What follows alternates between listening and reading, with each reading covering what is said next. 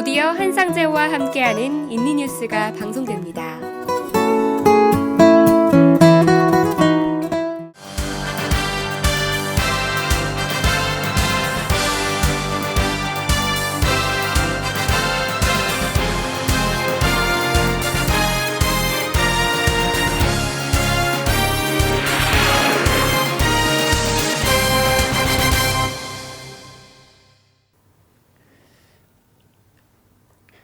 우리는 지금 실록의 계절 5월을 맞고 있습니다. 5월을 서양 사람들은 사파이어의 달이라고 하는 것 같은데 여러분도 사파이어처럼 살고 계신지 궁금합니다. 지금부터 한상재와 함께하는 인도네시아 주간 뉴스와 논평을 시작하겠습니다.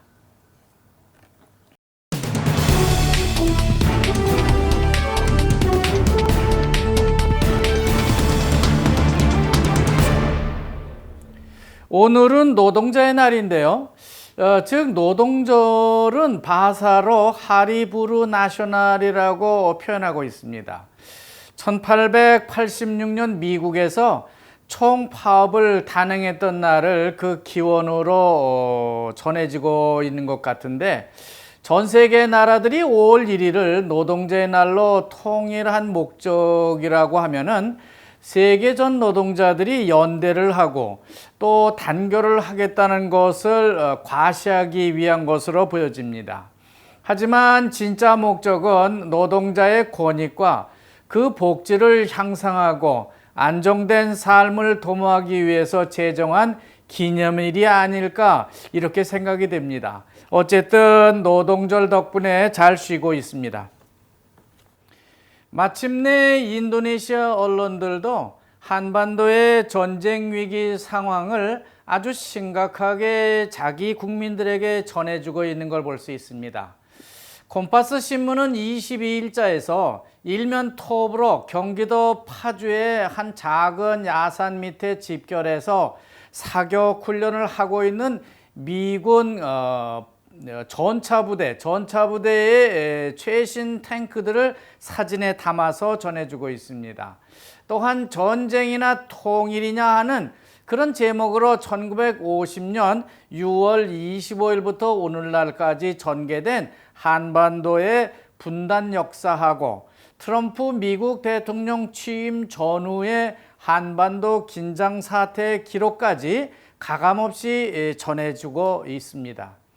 지난 2월과 3월에 시작된 북한에 대한 미국과 중국의 입장과 조치도 한반도의 위기 상황을 잘 반영한 것이라고 할 수 있겠지만은 4월 초 미중 간 정상회담 이후 25일 인민군 창설 기념일까지의 한반도 정세는 그야말로 전쟁 위기 그 자체라는 것으로 직접적인 표현을 하고 있어서 주목을 받고 있습니다.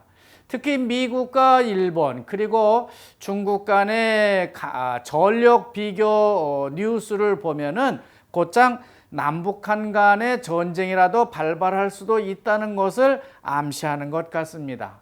그렇습니다. 한반도는 지금 전쟁 위기에 휩싸여 있는 게 사실입니다. 인도네시아 국민들도 그렇게 느끼고 있기 때문이죠.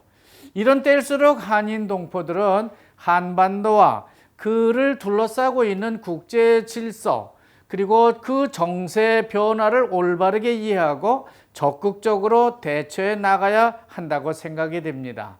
특히 한인들은 인도네시아 국민들에게 왜 한반도 전쟁설이 난무하는지 그 근본적인 원인에 대해서 잘 설명해 줄 필요가 있다고 생각이 됩니다. 그냥 우리는 막연히 한반도 비핵화라고 말하고 있는데요. 그건 아닌 것 같고요. 북한이 핵을 놓지 않고 국제사회를 위협하고 있기 때문에 이런 한반도 긴장이 고조되고 있다는 사실을 정확하게 현지인들에게 알려줄 필요가 있다고 하는 겁니다. 한반도만 전쟁 위기에 처한 것은 아니고요. 남중국해, 즉 스프레이틀리 아일랜드에서도 중국 해군이 필리핀 어선을 사격해서 전쟁 분위기가 동남아에서도 고조되기 시작했습니다. 필리핀 두테르테 대통령이 한반도 전쟁 위기를 틈타서 국제사법재판소의 결정을 기정사실화하려고 했던 모양인데 중국 해군은 그대로 필리핀 어선을 격침시켜 버렸던 모양입니다. 워낙 해군력이 열세한 필리핀이 수백만의 주둔까지 하고 있는 미국 해군의 도움을 전혀 받지 않고 중국에 직접 저항을 한다는 것은 좀 무리가 아닌가 하는 생각이 듭니다. 문제는 필리핀 국민들의 결전 의지가 아닌가 생각이 됩니다. 이런 점에선 우리나라도 마찬가지라고 생각되는데요. 과연 우리 국민들도 이런 결전 의지를 정말 이제는 다질 때가 됐다고 생각이 됩니다. 인도네시아 국민들은 국회 제3분과위원회에 국정조사권 발의 그 자체를 철회해야 한다는 여론을 형성하고 있다고 합니다. 물론 국회 제3분과위원회 소속 의원들도 그건 당연히 아마 그런 여론이 있을 거라고 생각을 하고 있는 모양입니다. 그렇지만 국회는 어떻게든 국정조사권을 발동해서라도 카페카라고 하는 부정부패 척결위원회의 압력을 막아내 보려고 하는 그런 노력을 할 것이 분명합니다. 그래야만 자기들이 지은 죄를 그냥 넘길 수 있을 것이기 때문에 그렇다고 하는 것이죠. 사실 이 카테페 뇌물 사건은 세티언 노반투 국회의장을 비롯한 대다수 국회의원들이 너도나도 앞다퉈서 뇌물을 받아먹은 그런 사건이기 때문에 그렇다는 겁니다. 따라서 이 사건을 카페카가 파헤치겠다고 하는 것은 마치 인도네시아 국회를 해산시켜 보려는 것과 같을 수 있고요. 정치적으로는 혼란만 가중시킬 수도 있는 그런 사건의 하나입니다. 그러므로 국회는 국정조사권으로서 카페카를 선제 공격해 보려고 하는 국정조사권 발동을 시도하고 있는 것으로 그렇게 보이고 있습니다. 그렇다고 조코위 대통령이 이걸 강하게 만류하는 것도 아닙니다. 조코위 대통령도 결국은 투쟁민주당에 소속된 대통령이기 때문에 자기 당 의원들이 연루되어 있는 부정부패 사건을 그냥 난 모르는 일이라고 덮을 수만도 없는 노릇이기 때문에 그렇다는 겁니다. 따라서 이 사건은 국정조사도 안 하고 카페카 조사도 그저 중단하면서 여야 간에 어떻게든 정치적으로 타협하는 그런 방법이 곧 부상할 것으로 그렇게 예상이 되고 있습니다. 지지난주인데요. 20일 그러니까 수요일부터 금요일까지 자카르타 끄마요란 엑스포에서 2017년 섬유 및 봉제 산업 전시회가 열렸다고 합니다. 세계 여러 나라 제품이 전시됐다고 하는데 섬유하고 봉제는요, 역시 한국간이 제일 인기를 끌었던 모양입니다. 이 전시회에 한국계 선스타 봉제 및 자수기계 회사가 참가를 했는데 아주 큰 성과를 거뒀다고 합니다. 역시 인도네시아는 엑스포를 통한 신제품 알리기가 중요한 영업 활동의 하나가 되고 있다는 생각이 듭니다. 지난 20일 같은 날인데요. 중부자와 스마랑 지방경찰국은 5만 루피아짜리 돈하고 10만 루피아짜리 위조지폐를 인쇄하던 공장을 급습해서 검거했다고 발표했습니다. 이렇게 위조지폐가 많이 생산되고 있다고 하는 것은요, 결국 하리라야가 가까워지고 있다는 증거가 아닐 수 없습니다. 하여간 이들은 자기들이 인쇄한 돈이 가짜인 것을 감추기 위해서 뱅인도네시아 비표 위에다가 홀로그램이라고 하는 특수하게 만든 은박지로 덮어서 인쇄를 했다고 합니다. 아주 삔따릅니다. 한동안 SBL가라고 하는 산림부 인증서 발급 때문에 논란이 컸었는데요. 좀 더 쉽게 받을 수 있다고 하는 영국 FLEGT 제도가 도입되면서부터 목공 제품의 수출이 많이 증가하고 있다는 뉴스가 아주 특이합니다. 이 두 증서 모두 인도네시아 산림을 전혀 훼손하지 않고 목공품을 만들었다고 하는 그런 인증서의 하나입니다. 그렇지만 목재 이외의 천연자원 수출은 아주 어려운가 봅니다. 특히 천연 고무값이 계속해서 폭락하고 있는 가운데 초콜릿 원료가 되는 카카오까지 그 가격이 크게 추락하는 모양입니다. 최근엔 자바 벼농사까지 아주 망쳤다고 하는 기사가 자주 보도되고 있는데, 이런 것들을 보면은 점점 더 인도네시아 농민들의 삶이 어려워지고 있는 것은 아닌지 참 걱정이 많이 되고 있습니다.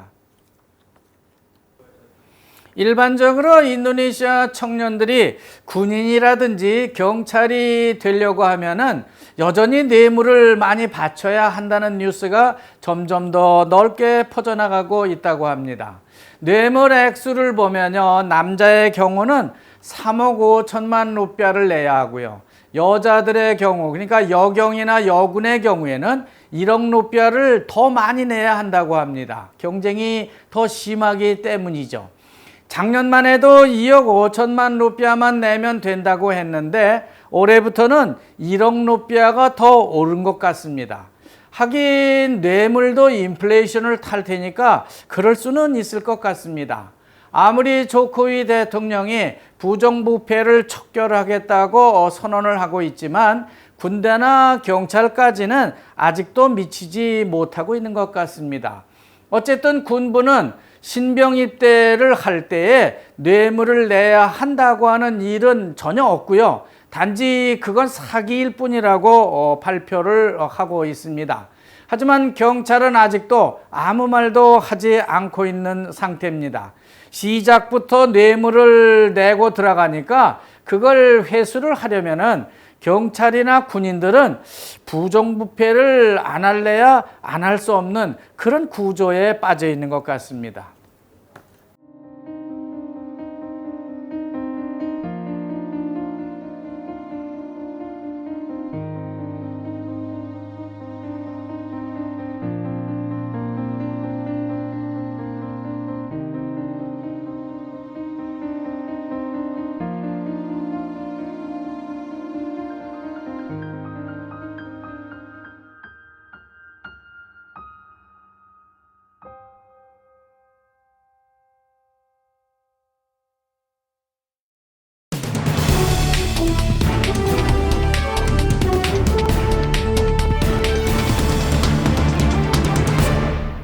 싱가포르 앞에 있는 바탐 공단에 입주해 있던 수십 개의 공장들이 2017년 초부터 문을 닫고 있다는 뉴스가 계속 전해지고 있습니다. 전자부품 조립 생산부터 조선산업까지 아주 다양한 업종의 24개의 회사들이 문을 닫았기 때문에 공장은 놀고 있고 수많은 노동자들은 일자리를 얻지 못하고 방황을 하고 있다고 하는 겁니다. 그런데 이렇게 된 주요 원인을 살펴보면은 사업의 불합실성 때문이 아닌가 하는 생각이 드는데, 바탐 특별 자유무역 지구를 관리하는 깨뿌리는 법인 허가 문제에서 찾아보려고 하고 있습니다. 따라서 깨뿌리는 각종 허가를 쉽게 받을 수 있도록 조치하겠다고 발표했습니다. 그렇지만 이건 공무원들의 변명같이 들리고 있어서 주목되고 있습니다. 말루쿠주라든지 엔테테주의 특산물이라고 할 수 있는 끄나리가 소개되고 있는 걸 볼 수 있습니다. 가격도 킬로그램당 6만 5천 루피아나 나간다고 하니까 꽤 비싼 축에 속하는 그런 향료라고 할 수 있겠습니다. 여러분은 끄나리를 잘 모르실 겁니다. 이것은 빨라처럼 대부분 중동이나 유럽 사람들이 사가는 것이기 때문에 그렇다는 건데요, 우리나라 사람들은 이 향료를 어디다 쓰는지조차 잘 모르고 있습니다. 그러나 최근 우리나라에서도 최근 끄나리 가루를 빵을 만드는데, 빵을 반죽하는 데 넣어서 빵 맛을 아주 쫄깃쫄깃하게 만들 수 있다고 해서 많이 사가고 있습니다. 지금은 주로 싱콩 가루를 쫄깃하게 빵 맛을 내는 데 쓰고 있지만은 이 끄나리로 빵 맛을 내게 되면은 좋은 품질의 빵을 만들 수 있다고 합니다. 여러분이 수카르노하타 자카르타 공항을 가보시면은 크게 변모하고 있는 모습을 볼 수 있으실 겁니다. 이미 제3터미널은 공사를 마치고 가루다 항공 국내선이 거기로 이동을 한 바 있습니다. 이제 가루다 국제선만 남았는데요. 가루다는 5월 1일부터 제3터미널로 국제선도 이사를 간다고 합니다.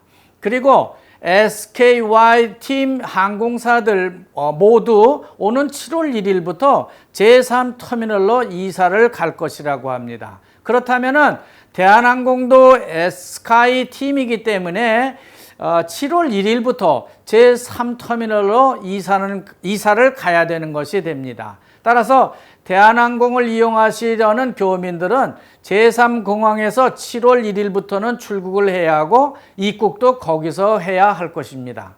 당분간 티켓에 명시된 터미널을 잘 보셔야만 혼동이 없을 것입니다. 한편 자카르타 시내에서 출발해서 공항까지 가는 철도도 다 연결되고 공항 역사 건물도 거의 다 완공되어 가고 있는 걸 볼 수 있습니다. 그렇지만 공항 기차역 건물에서 1, 2, 3 터미널을 연결하는 경전철 공사가 아직도 공사 중에 있습니다. 공항 철도와 경전철이 다 연결되게 되면요, 그때부터 자카르타 공항은 아주 편리해질 것으로 전망됩니다. 특히 스마랑이나 수라바야 등지로 직접 트란짓을 하는 승객들은 아주 편리해질 것입니다. 그렇게 되면은 그 편리해진 만큼 공항 관리비를 더 많이 내야 하는 그런 것이 나타나게 되는데, 지금 15만 루피아를 내고 있는 공항세를 3공항으로 이동하는 시점부터 20만 루피아로 올릴 예정이라고 해서 주목이 되고 있습니다. 서부자와 보고르, 뿰짝 유원지에 사는 주민들이 일방통행 저지 데모를 하려고 하는 입장이어서 경찰이 집회 허가조차도 내주지 않고 있다고 합니다. 자고라위 고속도로가 끝나는 찌아위부터 찌사르와까지 걸쳐 사는 주민들이 들고 일어난 것 같습니다. 토요일이나 일요일은 물론 법정 공휴일만 되면은 아침 9시부터 2시간씩 위로 올라가는 길만 터주고 또 교대로 내려오는 길을 2시간 단위로 터주고 있는데요. 6시까지 일방통행 방식으로 교통 통제를 하고 있어서 주민들의 불만이 크다고 하는 겁니다. 사파리나 뿰짝버스로 놀러가는 자카르타 시민들이야 아주 편리하겠지만은 거기 사는 주민들은 하루 종일 꼼짝도 못하고 도움도 되지 않고 있기 때문에 이런 데모를 하려고 하는 것 같습니다. 이것으로 금주 인도네시아 주간 뉴스 논평은 여기서 마치도록 하겠습니다. 그런데 금주 달력을 보면은 3일이 석가모니 탄생 기념일이고요. 5일은 어린이날, 또 8일은 어버이날, 그 다음날 9일은 제19대 대통령을 뽑는 선거일, 또 11일은 인도네시아 석가모니 탄생 기념일로 쉬는 날이 참 많이 있는 주간입니다. 원님 덕분에 나팔 분다고 이번에 저도 잠시 한국 출장을 다녀오기 위해서 금주 이슈들을 다시 정리해서 미리 녹화를 하고 다음 주 이 시간에 전해드리도록 그렇게 하겠습니다. 시청자 여러분 대단히 감사합니다. 안녕히 계십시오.